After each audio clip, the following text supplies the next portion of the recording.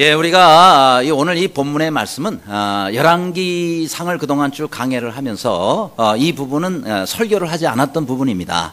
그래서 오늘 이 부분을 설교를 하고 열왕기상 말씀을 이제 마치고 다음 주부터는 또 새로운 열왕기하 말씀을 우리가 당분간 강해를 해 나가도록 하겠습니다.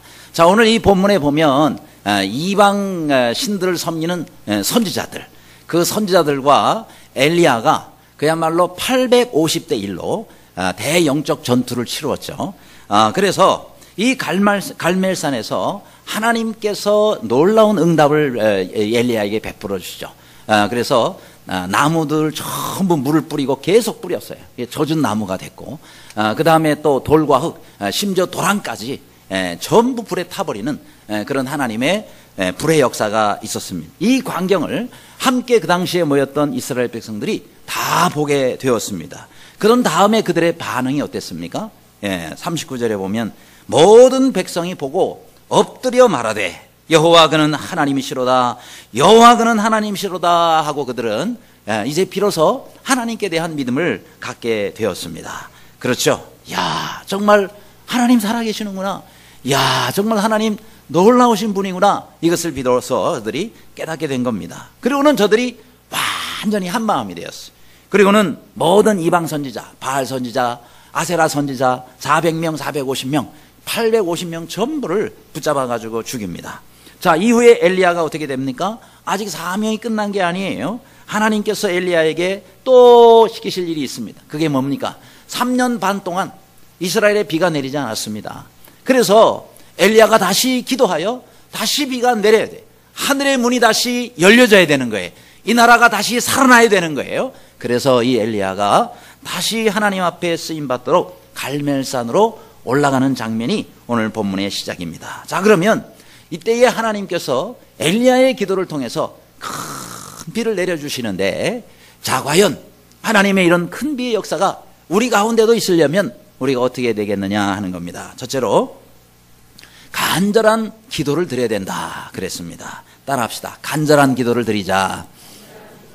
네, 여기 42절입니다. 아합이 먹고 마시러 올라가니라 엘리야가 갈멜산 꼭대기로 올라가서 땅에 꿇어엎드려 그 얼굴을 무릎 사이에 넣고 이렇게 말씀합니다. 자, 이때 엘리야가 갈멜산 꼭대기로 올라갑니다. 왜 올라갔어요? 기도하기 위해서 올라간 겁니다. 무슨 기도입니까? 하나님 비를 내려주세요 하는 기도입니다. 그렇죠? 3년 반 동안 내리지 않던 그 비입니다. 온 나라가 얼마나 극심한 가뭄 가운데 여러분 1년만 비가 안 와보세요. 어떻게 되겠는가? 그런데 3년 6개월이 비 오지 않았습니다. 물론 비는 하나님께서 모든 지역에 맞게 때때로 내려주십니다. 하지만 이거는 특별한 경우에 하나님 앞에 그들이 불순종하고 또 늘 악을 행했기 때문에 하나님께서 이스라엘에 3년 6개월 비를 끊어버리셨어요. 그런데 이 비가 다시 내리게 되려 그러면 다시 하나님의 큰 역사가 있어야 되는 겁니다. 그래서 하나님 앞에 올라간 거예요. 그렇죠?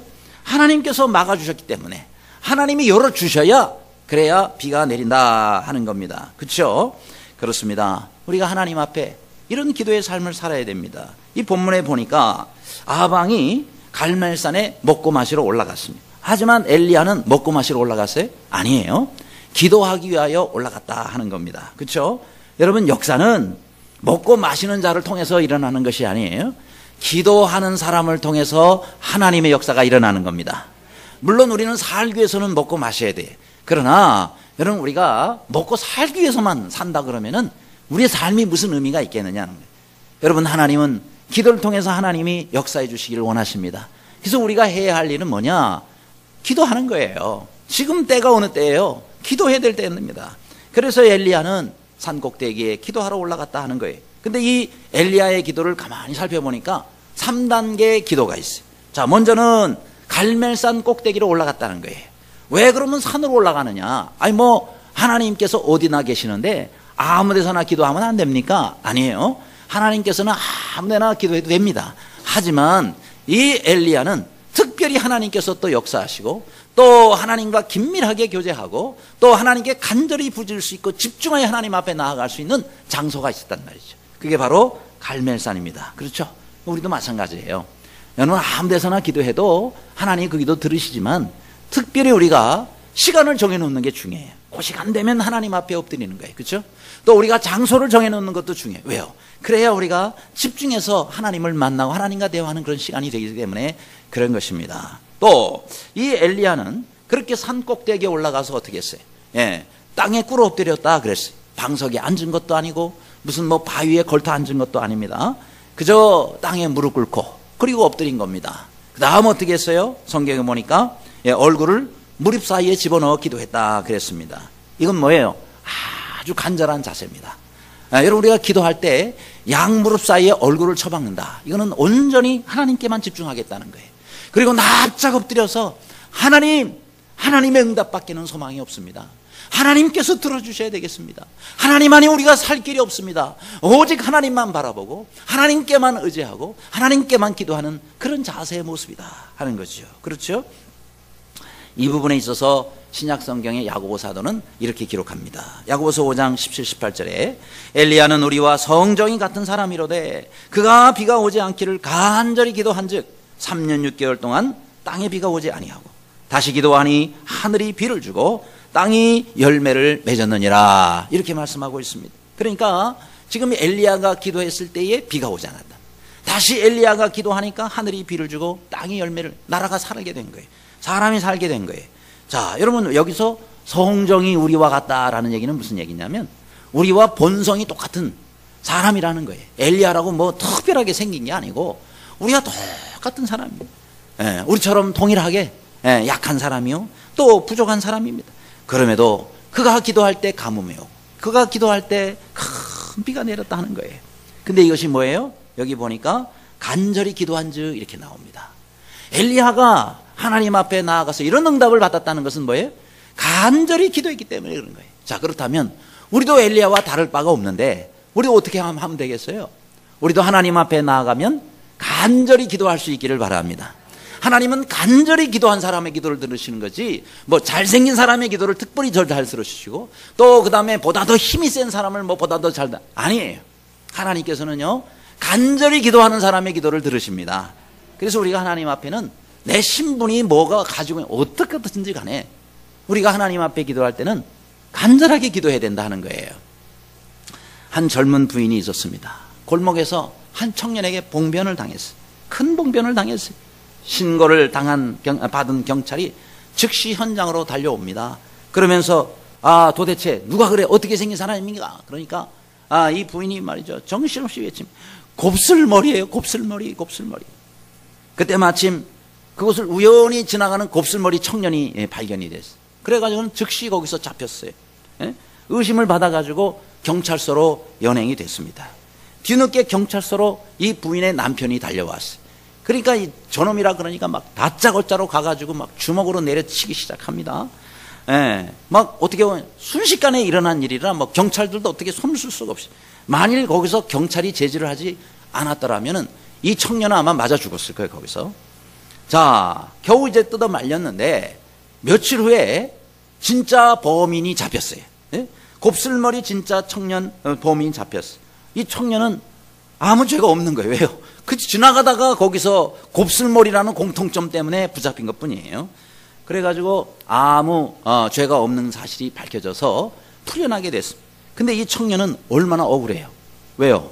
아니, 지금 자기가 오해를 받고 붙잡혀 들어간 것도 이거 억울한 일인데, 그 부인의 남편한테 그렇게 죽을 만큼 얻어맞았으니 말이죠. 내가 이놈을 그냥 두나 봐라. 아무 죄도 없는 나를 두들겨 패? 그러면서 이를 갈면서 복수를 다짐합니다. 그러고는 말이죠, 시장에 가서 칼을 사가지고 그러고는 딱 품에 품고 다니면서 내가 반드시 복수할 거야. 내가 반드시 그놈을 복수할 거야. 그걸 얘기를 어머니가 들었어요. 그러고는 얘야, 너는 하나님 믿는 사람이지 않니? 그런데 복수를 하겠다니.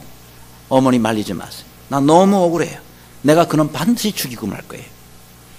그 사람이 모르고 그랬잖아. 예수님은 자신을 죽인 사람들까지 용서했잖니? 어머니 말리지 마세요. 난 너무 억울해서 못 견디겠어. 자, 어머니가 아무리 돌이키려고 해도 막무가내입니다, 아들이. 그러면서 어느 날 밤 자고 있는데 이 청년이 이상한 소리가 나가지고 잠이 깹니다. 이 무슨 소리지? 하고 옆방을 가보니까 어머니의 울음소리. 자세히 들어보니까 막 울면서 밤을 새워 하나님께 기도하는 거예요. 하나님, 제발 아들의 마음을 돌이키셔서 원수를 사랑하게 해주시옵소서. 원수를 사랑해. 그래서 그 어머니가 이렇게 계속 몇 날 며칠을 밤을 새워 아들의 마음 돌이키게 해달라고 기도를 합니다. 이 어머니의 간절한 기도 소리를 한참 듣더니 아무튼 벌떡 자리에서 이 청년이 일어나. 그러고는 어머니가 있는 방으로 들어가서 그 어머니를 붙잡고 막 웁니다. 어머니, 제가 잘못했어요. 어머니, 제가 잘못했어요. 이제 제가 안 그럴게요. 하고는 엉엉 같이 웁니다. 그러니 어머니가 뭐냐, 잘 생각했다. 하나님이 내 기도를 들어주셨구나. 하나님이 내 기도를 들어주셨구나. 그러면서 이 두 모자가요, 붙잡고 한참 울고 있는데 갑자기 방문이 덜컥 열립니다. 한 사람이 또 뛰어들어옵니다. 이 두 사람을 향해서 같이 끌어안고 이 사람도 같이 우는 거예요. 당신은 누구요? 그러니까 이 사람은 다름 아닌 바로 이 청년을 때렸던 바로 그 봉변당한 여인의 남편이. 자, 이 사람이 왜 갑자기 오게 됐는가? 이 사람이 한 얘기가 이래요. 나는 틀림없이 당신이 내게 복수를 할 줄로 알고 있었습니다. 그래서 나를 죽일 거라고 생각하고 내가 당신 칼에 죽느니 내가 먼저 당신을 찔러 죽이려고 오늘 밤에 여기 온 거란 말이에요. 그 죽이려고 보니까 막 울면서 잘못했다 그러고 회개하고 뭐 하면서 그렇게 하는 것을 보니까 자기는 사과 한 번 안 했는데 또 이 청년을 내가 죽이려고 왔단 말이에요. 그래서 자기도 너무 양심의 가책을 받아가지고 그러면서 자기가 이 청년을 찔러 죽이려고 그러고 갖고 왔던 칼을 내보이면서 내가 잘못했다고, 이 칼로 차라리 나를 죽여달라. 그러면서 말이죠, 전부 그런 그 화해의 자리가 마련이 되게 된 겁니다. 자, 여러분, 이 만일 청년이 그때 자기가 어머니의 기도 소리를 듣지 않고 만일 그 다음날 뭐 일이라든지 그날 밤에 칼을 들고 그 사람을 죽이려고 갔다면 자기가 먼저 죽었을 거예요. 이 어머니의 간절한 기도 때문에 아들을 살렸죠. 또 상대방도 살린 거예요. 이것이 바로 간절한 기도를 통해서 역사하시는 하나님의 은혜입니다. 그렇습니다. 우리 하나님께서는 우리가 뭔 힘이 있어요? 무슨 능력이 있어요? 우리 하나님 앞에 우리가 간절히 기도하면 반드시 하나님은 들으시고 역사해 주신다는 사실입니다. 엘리야가 갈멜산에서 엎드려서 간절히 기도할 때 하나님 뭘 하셨어요? 하나님은 큰 비를 만들고 계셨다는 사실입니다. 여러분 가운데 혹시 영육간에 오랜 동안에 지금 가뭄을 만나고 있는 사람이 있습니까? 혹은 물질의 가뭄이 계속되고 있습니까? 은혜의 가뭄이 또한 내 삶 가운데 계속되고 있습니까? 이것을 해결할 수 있는 길은 한 가지밖에 없어요. 우리가 하나님 앞에 나와 엎드리는 겁니다. 그리고 우리가 하나님 앞에 간절히 기도하는 겁니다. 그러면 하나님은 은혜의 장막비를 만들어 주세요. 하나님께서는 우리들에게 축복의 장막비를 만들어 주시는 거예요. 그 장막비는 내가 만드는 게 아닙니다. 하나님이 만들어 주시는 거예요. 그러니 우리가 해야 할 일은 기도밖에 더 있겠습니까? 그래서 에스겔 34장 26절에 내가 때를 따라 비를 내리되 복된 장마비를 내리리라 라고 말씀했습니다. 따라 하시기 바랍니다. 때를 따라 비를 내리되 복된 장마비를 내리리라. 믿습니까? 우리가 하나님께서 때를 따라 비를 내려주시면 복된 장마비는 하나님의 손에 의해서 좌우되는 거예요. 그러므로 우리가 하나님 앞에 기도하는 겁니다. 여러분, D.L. 모디는 축복의 소나기는 먹구름이 내리게 한다라고 말을 합니다. 그렇죠? 여러분, 가뭄 중에 소나기는 반드시 먼저 먹구름이 있어야 돼요. 그렇죠? 먼저 먹구름이 깔린 다음에 그 다음에 비가 내리게 된다 하는 겁니다. 마찬가지입니다. 여러분, 우리의 삶에 지금 어떤 먹구름이 우리 가운데 들여져 있습니까? 어떤 먹구름이 지금 우리 가운데 계속해서 머물고 있습니까? 낙심하지 마시기 바랍니다. 실망하지 마시기 바랍니다. 하나님은 바로 그 먹구름을 통해서 축복의 소나기를 부어주십니다. 이제 우리가 해야 할 일은 기도하는 거예요. 그렇죠? 왜? 우리가 기도하지 않으면 그 먹구름이 그냥 사라져버려요. 그러나 우리가 기도하면 준비된 먹구름을 통해서 하나님께서는 엄청난 소낙비를 우리에게 내려주시는 거예요. 그런 은혜의 축복의 소낙비가 삶 가운데 여러분에게도 내리기를 주님의 이름으로 축원합니다. 두 번째로 하나님의 큰 비의 역사가 있으려면 포기하지 않는 기도를 드려야 된다 그랬습니다. 43절 말씀 다 같이 읽습니다. 시작. 그의 사환에게 이르되 올라가 바다 쪽을 바라보라. 그가 올라가 바라보고 말하되 아무것도 없나이다. 이르되 7번까지 다시 가라. 아멘. 자, 이 엘리야는 이렇게 기도하면서 6번송이나 계속 바다 쪽을 바라보게 합니다. 하지만 그때마다 사환이 뭐라 그래요? 아무것도 없나이다 그랬어요. 그리고 툭 기도합니다. 가서 올라가 봐라. 아무것도 없습니다 하고 또 내려옵니다. 그리고 또 기도해요. 또 올라가 봐라. 이거를 6번이나 계속 반복합니다. 여러분, 우리가 삶의 바다 저편을 바라봅니다. 근데 그때마다 아무것도 보이질 않아요. 물론 우리가 기도하죠. 그런데 기도해도 아무것도 나타나지 않을 때 얼마나 우리가 마음이 힘듭니까? 그렇죠? 왜요? 기도해도 아무 결과가 안 나타나니까. 그럴 때 우리에게 필요한 것이 있어요. 그것이 바로 인내와 믿음입니다. 그렇죠? 여러분, 우리가 없는 것을 보면 실망할 수밖에 없어요. 하지만 믿음이 있는 사람은 실망하지 않습니다. 왜요? 믿음이 있기 때문에. 여러분, 믿음 있는 사람은 보이는 대로 생각하지 않아요. 보이는 대로 판단하지 않습니다. 하나님 말씀으로 판단하고 하나님 말씀으로 붙잡고 사는 사람입니다. 그렇기 때문에 여러분, 모든 결과는요 보이는 데 따라서 주어지는 게 아니에요. 엘리야가 기도해도 6번씩이나 아무 표시도 없었고 아무 증상도 없었어요. 그래서 우리는 보이는 대로 살지 말라는 거예요. 보이는 대로 살지 말고 믿음대로 사시기를 바랍니다. 그래서 이 엘리야가 계속 기도하면서 말합니다. 7번까지 다시 가라. 그런데 7번째에 이르러서 드디어 사환이 말합니다. 선지자님 저기에 손만한 작은 구름이 일어납니다 라고 합니다. 여기서 손만한이라는 것은 손바닥만하다. 손바닥만. 이게 얼마나 조그맣습니까? 아주 작은 구름입니다. 근데 이런 작은 구름 가지고는 비가 내리지를 않습니다. 그렇죠? 그런데 여기서 어떤 일이 일어나나요? 조금 후에 구름과 바람이 일어나서라고 이 45절에 말씀하고 있습니다. 여기서 조금 후에라는 말은 아주 짧은 시간이라는 거예요. 손바닥을 이렇게 뒤집는 그런 정도의 짧은 시간입니다. 우리식으로 말하자면 삽시간에 작은 구름이 확 하고 퍼지더니 하늘을 깜깜하게 뒤덮어 버렸습니다. 그러면서 막 바람이 불면서 비가 쏟아지는 거예요. 그래요, 우리가 조금만 참으시면 되는 겁니다. 그렇죠? 조금만 더 인내하시기를 바랍니다. 조금만 더 기다리시기를 바랍니다. 우리가 하나님을 끝까지 신뢰하기를 원하시고요. 또 우리 하나님은 끝까지 우리가 믿기를 원하십니다. 7은 완전수예요. 우리 하나님께서는 6번만 하고 중단했다면 어떻게 되겠어요? 하나님 역사가 중단되는 거예요. 그렇죠? 왜? 우리가 믿음으로 기도하지 않기 때문에. 여러분, 문둥병이 들려서 나만 장군이 엘리사를 찾았지 않았습니까? 엘리사가 뭐라 그래요? 저 요단강에 가서 거기서 7번 몸을 씻으세요 라고 얘기를 한다면 이 사람이 그냥 뭐야? 그 더러운 똥물 같은 곳에서 내 몸을 씻으라고? 우리나라에 그보다 좋은 강이 얼마나 그냥 가버리려고 그러지 않았습니까? 그 사환들이 붙잡아가지고 얘기 안 했으면은 아마 이 나만 장군은 문둥병 때문에 죽었을 거예요. 그런데 이 말을 듣고 그래 믿져봐야 본전이지 그러면서 7번을 몸을 씻지 않습니까? 근데 6번까지 하고 봐라 아무도 없잖아 하고 갔더라면 어떻게 됐어요? 역시 못 낳는 겁니다. 그런데 7번을 채울 때 그때에 하나님의 역사가 일어난 거예요. 여러분, 여리고 성도 마지막 7째 날에 7바퀴를 돌라 그러잖아요. 얼마나 힘들어요. 성 주위를 막 뛰면서 말이에요. 그러나 그렇게 돌았을 때 하나님의 역사가 일어난 겁니다. 7바퀴를 다 돌아야 성벽이 무너지는 역사가 일어나는 겁니다. 그러니 하나님 말씀하시면 끝까지 가야 된다 이 말이죠. 유명한 세계 헤비급 복싱 챔피언이 있어요. 바로 제임스 콜벳이라는 사람입니다. 자, 사람들이요, 당신은 어떻게 해서 이렇게 챔피언이 될 수가 있었습니까? 물었어요. 그랬더니 이분이 아무리 내가 힘들고 다리가 풀리고 그리고 또 내가 일어날 기력이 없었더라도 한 해만 더 버티자, 내가 한 해만 더 싸우자, 이런 각오로 일어났다. 그래서 오늘의 제가 있게 됐습니다. 그렇죠? 이런 발명왕 에디슨 같은 사람도 사람들이 어떻게 해서 당신이 이렇게 많은 발명을 하게 됐습니까? 하고 물었대요. 그랬더니 저는요, 다른 사람들이 그만둔 데서부터 시작합니다.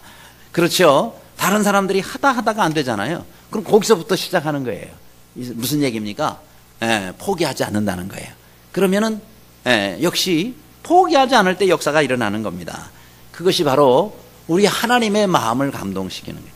여러분, 사람도 포기하지 않으면 기적이 일어나잖아요. 그런데 하물며 우리 하나님께서는요, 하나님의 마음을 감동시키는데 포기하지 않고 끝까지 하나님께 매달리는데 어찌 하나님이 보고 가만히만 계시겠느냐. 여러분 기도하시면서 포기하지 않기를 바랍니다. 하나님을 감동시키는 기도를 드리시기를 바라요.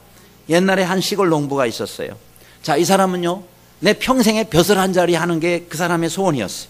그런데 듣자 하니 사람들의 얘기가 벼슬을 하려면 한양에 가서 한 3년은 굴러야 된다, 이런 얘기를 들은 거예요. 그래서 이 시골 농부는 그날로 보침을 쌌대요. 그리고는 한양으로 올라가서 한양에서 제일 사람이 많이 다니는 큰 거리, 거기에 나가 무조건 떼굴떼굴 구르기 시작했어요. 왜냐, 벼슬 하려면 한 3년 굴러야 된다 그래가지고. 그래서 참 순진하죠. 그래서 사람들이 많이 구경꾼들이 모입니다. 그러면서 이 사람이 다짜고짜로 막 온 집은 채로 굴르니까, 여보시오, 여보시오, 그거 무슨 짓이요? 아니 도대체 당신 여기서 왜 이렇게 굴르고 있냐고 사연이나 들어봅시다. 아니 당신들이 들어보면 어떨까? 내가 여기서 3년은 굴러야 되는데, 아니 도대체 3년을 왜 굴르냐고 하고 물어보니까 이 농부가 얘기를 하는 거야. 저 3년은 벼슬을 하려면 3년은 굴러야 된다 그래서 내가 굴르고 있는 거라. 그러니까 사람들이 막 배꼽을 잡고 웃는 거예요. 근데 계속 이 사람이 이제 계속 굴르는 거예요. 그래서 몇 달을 굴르기 시작했어. 그러니까 어느 날 임금님이 평복을 입고 민정시찰이라는 게 있잖아요. 그렇게 민정시찰을 나오게 됐답니다. 그러고는 소문을 듣게 되는 거예요. 그 한양 큰 거리 한복판에서 계속 굴르는 사람이 한 사람이 있는데, 벼슬을 하려고 그렇게 굴르고 있는 사람이 있다고. 그래서 임금이 그 참 재밌는 친구구만 생각을 하고는, 그러고는 그 현장에 가봤어요. 아니나 다를까 계속 이리 굴르고 저리 굴르고 그러는 거예요. 그래서 가까이 가가지고 여보시오, 여보시오. 왜요? 당신이 벼슬하고 싶어서 굴른다 그랬는데 저 고을에 현감 자리 하나 어떻소? 그래. 현감 그거 좋지. 그러는 게. 그러면은 판서 자리는 어떠? 판서 그거는 더 좋지. 그렇게 얘기를 했어. 그러니까 이제 임금님이 그러면은 정승 자리는 어떠냐고. 정승 그 말할 것도 없지. 너무 좋지. 그러니까 임금이 그러더래. 그러면은 임금 자리는 어떠냐 이렇게 이제 물어본 거예요. 자기가 임금이니까. 그랬더니 이 사람이 좋지 하다가 갑자기 벌떡 일어나가지고 그 사람 따귀를 한 대 올려버리는 거예요. 이게 변장한 임금님이 따귀 대. 야 이놈아, 네가 나보고 역적질을 하라는 말이니? 어떻게 임금 얘기를 네 입을 함부로 그렇게 올릴 수가 있냐고. 막 죽일 듯이 덤벼들대. 그래서 막 도망을 했대 임금이. 도망을 해가지고는 궁궐로 피해가지고 신하들을 시켜서 굴르고 있는 그 사람 데리고 와라 시켰답니다. 그래가지고 이 사람이 임금님 앞에 왔어요. 머리를 못 들잖아요. 그러니까 네가 평생에 벼슬 한 자리가 소원이라는 그 농부였다. 그러니까 고개를 들라 해서 이제 딱 들어보니까 그 임금님 얼굴이 자기가 따귀 때린 그 사람이거든요. 그러니까 이 사람이 막 얼굴이 사색이 됐어요. 왜요? 임금님을 때렸으니 이제는 죽는 길밖에 없겠죠. 그러니 죽을 죄를 지었습니다. 근데 임금님이 오히려 웃으면서 내가 너를 보니까 참 너는 참 충성된 사람이로다. 그러면서 내 충성 때문에 내가 감동을 하였으니 내가 너한테 벼슬 한 자리 주마. 그래가지고 자기 그 동네에 그 지역에 벼슬을 줬답니다. 그래가지고 금이환영을 해서 죽는 날까지 아주 충성스럽게 나라를 잘 섬겼다는 그런 이야기가 있습니다. 자, 사람이 감동을 받아도 이렇게 마음이 움직이게 되잖아요. 그렇죠? 여러분, 우리 하나님은 하물며 하나님의 자녀가 정말 하나님의 마음을 감동시키기 위해서 하나님의 마음을 감동시키는 그런 삶을 살고 그런 기도를 드리는데 어찌 하나님이 가만히 계시겠느냐 하는 겁니다. 성경에 보면 하나님께서 독자 이삭을 바치라 그러니까 아브라함이 뒤도 안 돌아보고 그 아들 이삭을 바치며 하나님의 마음을 감동시키지 않습니까? 야곱은 천사와 씨름할 때 내가 나를 축복하기 전까지는 절대로 놓지 않겠습니다. 그래서 포기하지 않고 할 때 하나님이 감동시키. 그러면서 이스라엘이라는 이름을 거기서 받지 않습니까? 또 요셉도 그랬죠. 다니엘도 그랬어요. 죽기까지 사자굴에 들어갈 것을 알면서도 이 다니엘은 하나님 앞에 기도하는 방식과 시간과 그 모든 자세를 바꾸지 아니했다는 거예요. 하나님이 사람들 눈에 보이잖아요. 그러나 이 다니엘이 얼마나 하나님 앞에 충성스럽게 기도했느냐. 그것이 하나님을 감동하니까 하나님께서 다니엘을요 얼마나 존귀하게 높여주시느냐 하는 겁니다. 그렇습니다. 여러분, 이왕에 우리가 신앙생활을 하려면 하나님을 감동시키는 신앙생활을 하자는 겁니다. 우리가 예배드리잖아요. 이 예배드리는 이 예배도 하나님이 감동하시는 예배를 드릴 수 있기를 바랍니다. 시작부터 끝까지. 그렇잖아요. 우리가 찬양을 한 곡을 하더라도 그냥 부르니까 하고, 아유 왜 또 내가 모르는 곡을 해, 입 다물고 가만히 앉아있지 말고 모르더라도 입을 열어서 따라하시고 부르란 말이에요. 그럴 때 하나님께서 감동하시는 거예요. 여러분, 우리가 찬송 한 곡을 하더라도 하나님을 감동시키는 찬송할 때 하나님 얼마나 기쁘시게 그 찬양을 받으시겠느냐. 우리가 주님 앞에 헌금을 하더라도 하나님께서 감동하시도록 해라 이 말이에요. 또 주님을 섬기더라도 우리가 하나님 감동하시도록 섬기고, 기도 한마디를 하더라도 우리가 하나님이 감동하시도록 그렇게 기도를 하는 그런 삶을 살자. 지성이면 감천이란 말은 우리나라 그냥 쓰는 말이 아니란 말이죠. 우리가 하나님 앞에 우리의 정성을 드리면 하나님께서 감동하시면 하나님이 아끼실 게 없다 하는 것입니다. 늘 하나님을 감동시키는 신앙생활을 하시는 모두가 되시기를 주님의 이름으로 축원합니다. 끝으로 하나님의 큰 비의 역사가 있으려면 작은 사인을 귀히 여겨야 된다 그랬어요. 44절에 7번째 이르러서는 그가 말하되 바다에서 사람의 손만한 작은 구름이 일어나나이다 라고 그렇게 와서 보고합니다. 자, 하늘에 작은 구름 하나가 떠오릅니다. 6번까지 가도 아무것도 없었는데 7번째 가서 하니까 조그만한 구름 쪼가 하나가 보이는 거예요. 여러분, 그거 가지고 뭔 비가 오겠습니까? 그렇죠? 그거 가지고 무슨 장대비가 내리겠느냐 말이죠. 아니, 하나님께서 이왕에 응답을 주시려거든 큰 먹구름 같은 거, 그런 거 주시지, 겨우 손바닥만한 그런 구름 하나 보여주십니까? 이렇게 생각할 수 있잖아요. 하지만 여러분, 우리는 작은 손바닥만한 구름이라도, 그런 그 작은 손바닥만한 구름이라도 하나님의 큰 비의 사인으로 볼 수 있는 믿음의 눈을 가지시기를 바랍니다. 그 넓은 하늘에 손바닥만한 구름, 얼마나 조그만 거예요. 너무너무 미미한 겁니다. 그야말로 있으나 마나한 거다 말이죠. 하지만 여러분, 그것이 믿음으로 기도한 자에게 보내시는 하나님의 신호탄이라는 거예요. 그렇죠? 응답의 선발대라는 거예요. 여러분, 군대가 올 때 본대가 오기 전에 선발대가 먼저 옵니다. 선발대 몇 명밖에 안 되잖아요. 에게 저거 그거 가지고 무시하면 안 돼요. 그 선발대 함부로 건드렸다가 뼈도 못 추립니다. 여러분, 하나님의 응답은요, 처음부터 제대로 그렇게 오는 경우도 있지만 어떤 때는 하나님께서 응답의 선발대를 보내시는 거예요. 우리가 그거 보고 판단하면 안 되는 거예요. 저 구름 한 조각 가지고 뭘 하겠느냐라고 생각하고 때려쳐 집어쳐 하고 여러분 중단하면 안 된단 말이죠. 왜요? 우리 하나님께서는 바로 큰 응답을 주시기 전에 저렇게 선발대를 보내실 때가 있는 겁니다. 그렇죠? 전령을 보내실 때가 있는 거예요. 41절에 엘리야가 아합에게 이르되 올라가서 먹고 마시소서. 큰 빗소리가 있나이다. 엘리야는요, 하늘에 아무것도 없을 때 벌써 큰 비의 소리를 듣고 그리고 믿음으로 선포하는 거예요. 그렇죠? 44절에도 이르되 올라가 아합에게 말하기를 비에 막히지 않도록 마차를 갖추고 내려가소서. 손바닥만한 구름을 보고요, 이 엘리야는 뭐라 그래요? 비에 막히지 않도록 마차를 갖추고 내려가소서. 이미 그 비를요, 이 엘리야는 눈으로, 믿음의 눈으로 본 겁니다. 손바닥만한 구름 한 조각을 보고 벌써 호우주의보를 내리고 있단 말이죠. 호우주의보를 내리고 있어요. 그렇습니다. 우리는 남이 듣지 못한 소리를 들어야 되고 남이 보지 못하는 것들을 보는 믿음이 있어야 된다 하는 겁니다. 그래서 욥기 8장 7절에도 내 시작은 미약하였으나 내 나중은 심히 창대하리라. 그렇죠? 하나님은 항상 이렇게 작고 미미한 것으로부터 역사해. 오병이요, 그 어린아이 하나에 한 끼 식사밖에 안 되는 거예요. 근데 그거 가지고 장정만 5,000명, 남녀 합치면은 애들까지 합치면 10,000명이 넘는 사람들이 배불리 먹고 남는 기적의 역사가 그 오병이어를 통해서 일어났단 말이죠.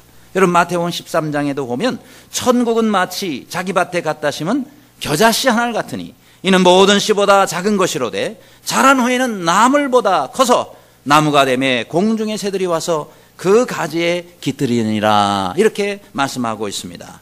그래요, 여러분, 겨자씨, 눈에 제대로 보이지 않는 아주 조그만한 씨앗이지만은 이것이 심겨져 가지고 이것이 자라게 되면은 공중의 새가 깃들일 정도의 나무가 된단 말이죠.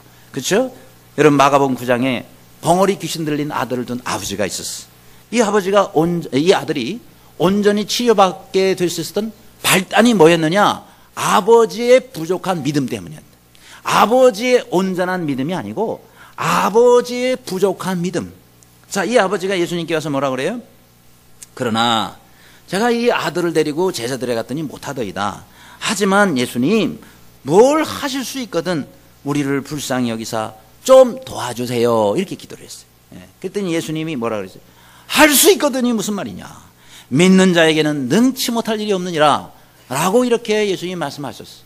물론 이 아버지의 예수님께 대한 그런 말이나 기도는요, 온전치를 못해요. 할 수 있거든 도와주시고, 할 수 없으실 거든 놔두시고, 이런 거예요. 그러니까 예수님이 할 수 있거든이 무슨 말이냐. 그래요. 아버지가 비록 부족한 믿음을 가졌지만, 그러나 예수님께서는 그 사람의 부족한 믿음을 사용하셔서, 그래서 그 아들을 온전히 고쳐주셨던 것입니다. 우리는 주님 앞에 나올 때 뭐가 완벽하게 돼서 나오려고 생각하지 마세요. 우리가 어떻게 완벽할 수가 있어요? 다 부족합니다.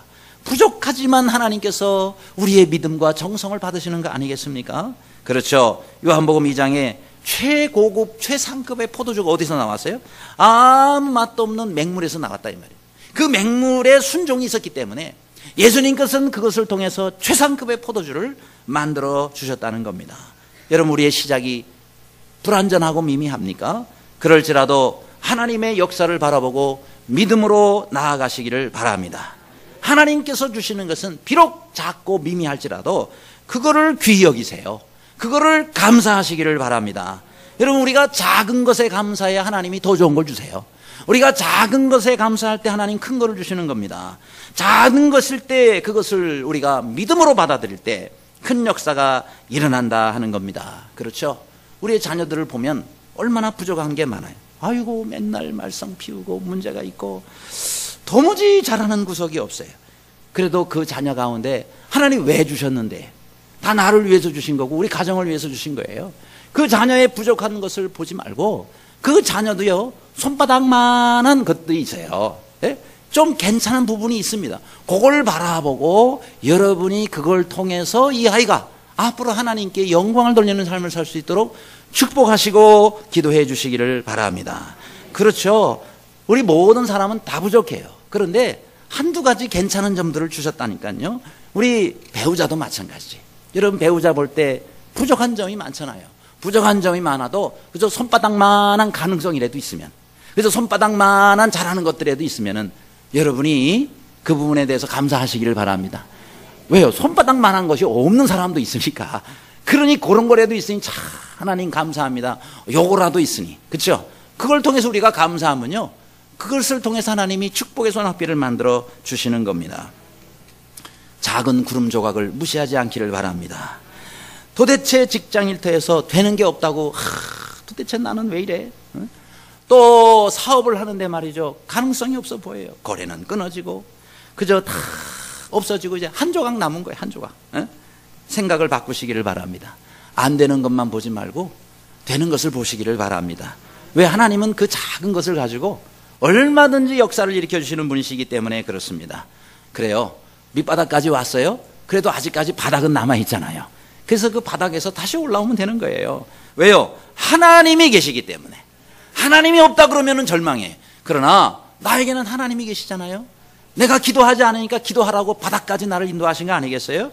그러니 우리가 그때 엎드려야죠. 그때 기도해야죠. 그래서 우리 하나님께서 역사하시는 것을 이제 우리가 봐야 할 차례다 하는 겁니다. 그렇죠? 여러분, 작은 것은 큰 것을 이루는 원천이 되는 것입니다. 여러분, 큰 강이나 호수들 처음부터 커진 게 아니에요.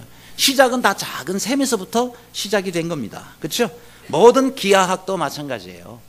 예, 한 점에서부터 시작하는, 눈에 보일락말락한 조그마한 점 안에서부터 시작하는 거예요. 선은요, 점이 연결되면 선이 되는 거예요. 그 선이 연결돼서 면이 되고, 면이 연결돼서 입체가 되는 거고, 공간이 되는 거예요. 마찬가지예요. 여러분, 이 우주 공간도 작은 거 하나부터 하나님 말씀으로부터 시작되는 거예요. 그렇기 때문에 높은 곳에 오르려면 낮은 데서부터 출발해야 되고, 먼 거리를 가기 위해서는 가까운 거리에서부터 우리가 출발해야 되는 거 아니겠습니까?